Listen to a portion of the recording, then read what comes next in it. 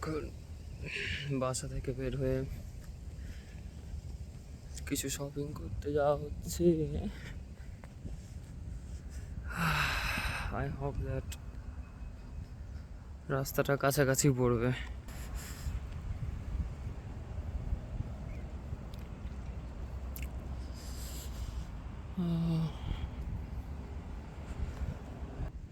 যেতে যেতে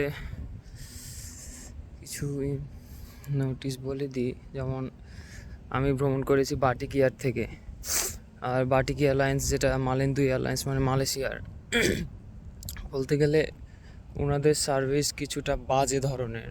কারণ সাধারণত আপনি যখন কোনো ফ্লাইট করেন তখন আপনাকে সামান্য পরিমাণ হলেও ওয়াটার চার্জ করবে, কিন্তু ওনারা তা করেনি। সামান্য পরিমাণ আপনি যদি ওয়াটারও নেন ওটার জন্য আপনাকে ডলার দিতে হবে। বলতে গেলে ইটস টু মাচ এক্সপেন্সিভ।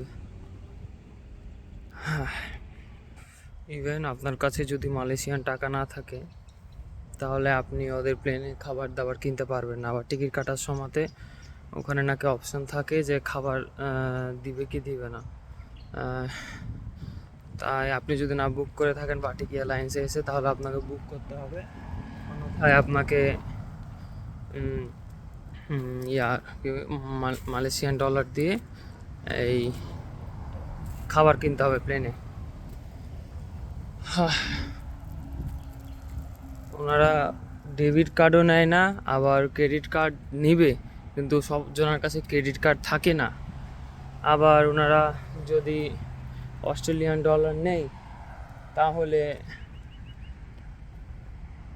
বড় অ্যামাউন্টের অস্ট্রেলিয়ান ডলার নিবে না ওনারা।